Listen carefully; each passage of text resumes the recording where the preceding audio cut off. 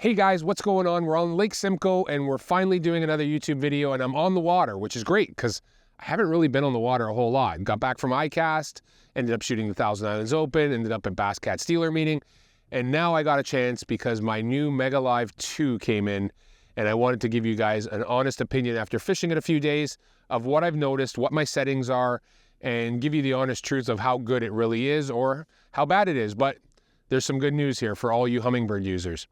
Before I move on with this video, if you guys can do me a favor, click subscribe down below. Also, if you hit get notifications, that'll make sure our videos get into your feed when we do new ones. And also click the thumbs up like button. Any engagements we get with these videos, guys, really helps get our videos into other people's feeds and keeps them into that algorithm. And that's what we want. We want our video getting into as many people's feeds as possible. And if you have any questions or comments about my settings that I'm talking about today, or about my setups, or about the boat, do me a favor, just leave a comment down below and I'll get back to you as soon as I can. It is going to be a busy month coming up, but let's get to it. What is up with Humminbird Mega Live 2? Here's my honest review. I've had quite a bit of experience with Mega Live 1, wanted to give you an honest breakdown, but before I did this, I spent a couple of days on the water targeting a couple different species, and today we're going to target smallmouth, but targeted walleye with it, targeted crappie with it, targeted bluegill with it, and targeted, obviously, smallmouth today. So there is a lot of upgrade in the Mega Live 2, not only in the color palettes, the way they work, the way they're showing detail, but bait tracking. The biggest single thing that, in my opinion, was my biggest complaint with Mega Live 1 was 70 feet and beyond, and then bait tracking in that 70 to 90 foot range. They've got it figured out.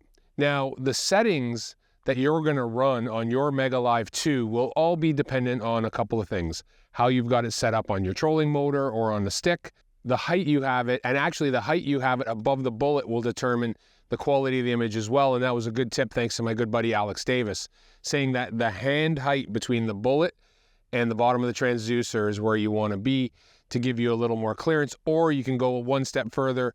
Once Geiger gets his done, his scope switch will be perfect because it'll get it out and away from the trolling motor. The things that I'm noticing now after doing this a couple of times, let's see, where do I start? One, you got to find a flat area between 15 and 25 feet of water to calibrate the Mega Live 2. It's not necessary, it works pretty good out of the box, but if you really want to dial it in, calibrate it on a flat, hard surface, not with boulders or not with anything on it. Just if you got one of those areas on your lake, 15 to 25 feet of water, and you go into your settings and you go into installation, there is a Calibrate Mega Live 2. And you hit that, confirm that you are in 15 to 25 feet of water, confirm that you are in forward mode on the transducer, and boom, there you go. It'll do it in a couple minutes, and then you're good to go. Now, for me, I fished one lake where I was fishing suspended stuff, and I definitely found a difference between the pallets. And again, this came from Alex Davis, who has spent a ton of time on Gunnersville dialing his in.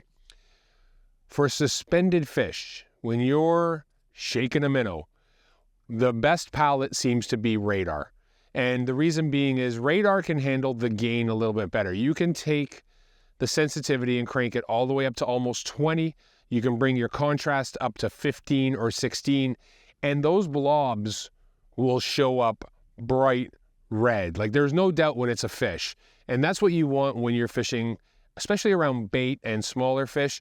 You want those big blobs to show up real easy, and bait tracking is incredibly easy. So I have a bunch of footage, and you can see here how my bait goes down. You can see these blobs. The blobs I'm talking about here are all crappie. And basically, I'm just working a mooch minnow on a jig head, a 1/4 ounce jig head through them. And you can see how they're reacting to it. No doubt in my mind, when you're fishing suspended fish, Radar is the one to go to. But when I was fishing on Simcoe today, or I was fishing the walleye, I really found it beneficial to use the bottom color. I think it's called motor oil.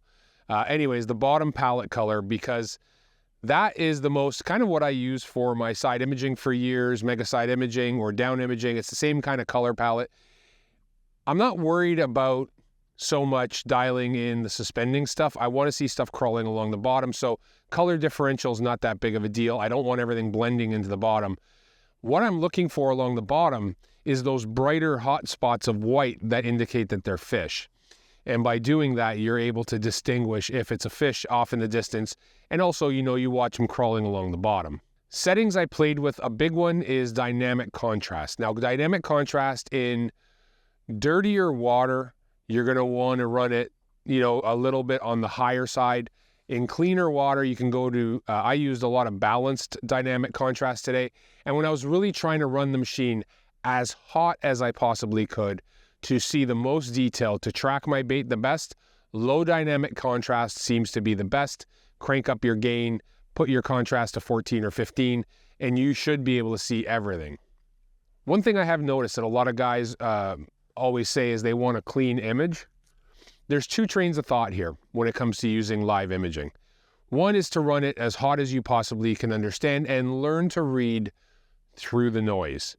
This is the case with every live sonar I've seen, whether it's been an active target, an LVS 34, or in this case, Humminbird Mega Live 1 or Mega Live 2. If you can learn to read through the noise, you're going to miss nothing. But if you prefer that cleaner image, that's when your dynamic contrast is going to come into play.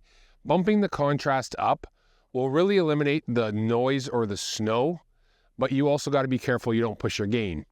Out of the box, when you do your reset, you are going to notice right away that there is everything set to 10 and 10.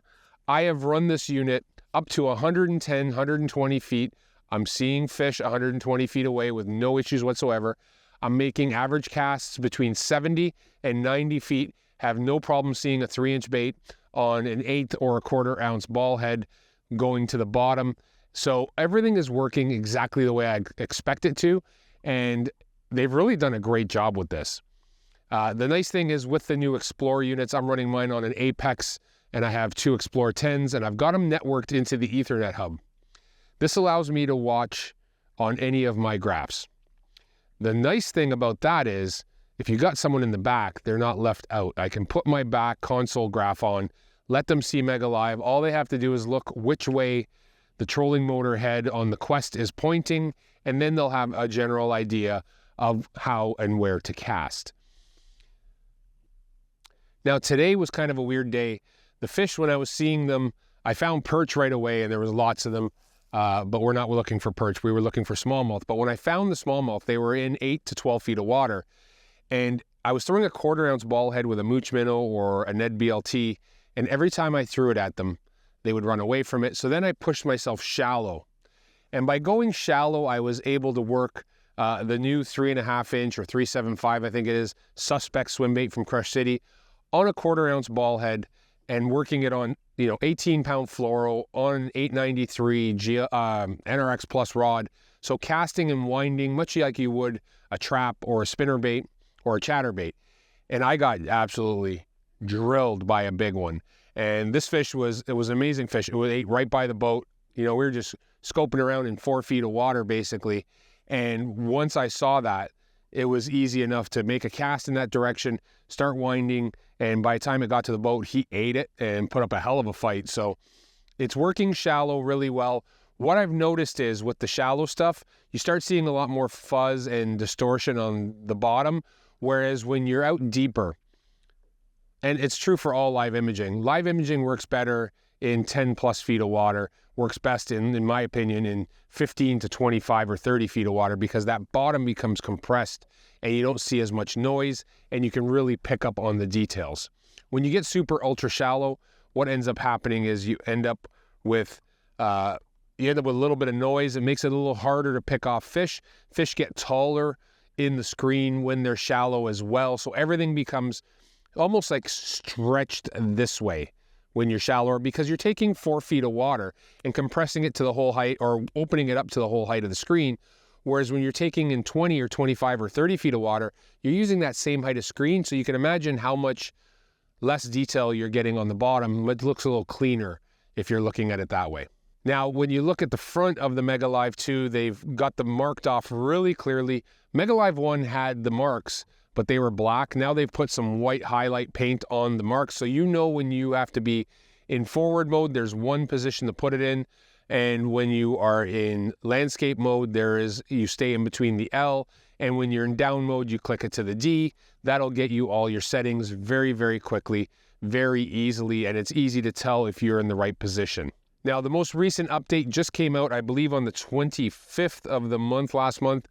That would be July 25th, 2025. I think that update came out. That would be 170. It was 160 when this was shipped to me. So I did the update. I am still noticing a little bit of when I'm on high on my trolling motor and I'm zooming along, scoping, I'm seeing the bottom is tilting up and down when I twist the trolling motor super quickly. But I've seen that on every kind of scope unit. So annoying as it is still happening. We're hoping there's going to be an update that will fix that. But outside of that, guys, I think the Mega Live 2 has no place to go but up from here, and they've done a phenomenal job. I don't feel like I'm at a disadvantage over any scope on the market, which is a good thing. I knew for a fact with Mega Live 1, even though it showed me the fish from 70, 80, 90 feet out, the fact that I couldn't track my bait to see how they were reacting was a definite disadvantage. No longer that is the case. That is just something that doesn't happen anymore, so that's a good thing for what we've got. All you Humminbird users, the Explorer units tend to run a little bit better of a picture in my experience than even my Apex right now. So if you're running Explorer 12s, that's going to give you the best image. 12s, 10s are going to work great with Mega Live 2. Well, there you have it, guys. That is my day on the water on Simcoe. I had a day in the Kawarthas fishing walleye, and I spent some time just recording video on the Mega Live 2 doing crappie and bluegill and walleye on another lake. So if you can do me a favor, this would be great. Click subscribe down below. I think like 80% of the people who watch our videos are not even subscribed. And hit get notifications. That makes sure when we do a new video, it gets into your feed. Also give me the thumbs up if you like the video. And if you have any questions about the new Mega Live 2 or about the Explorer units, anything you want to know about this Humminbird system and how it works, the new quests and all that stuff, feel free to leave a comment down below. We love talking to you guys. We love talking fishing, and we love helping people out. We want you to catch as many fish as possible. So there it is, guys. There's my honest breakdown and walkthrough of the new Humminbird Mega Live 2. Hope you enjoyed that. Like always, guys, I hope you're all staying safe. I hope everybody's having fun, and most importantly, hope you're all catching some fish. 'Cause that's what it's all about. Talk to you next time. Later.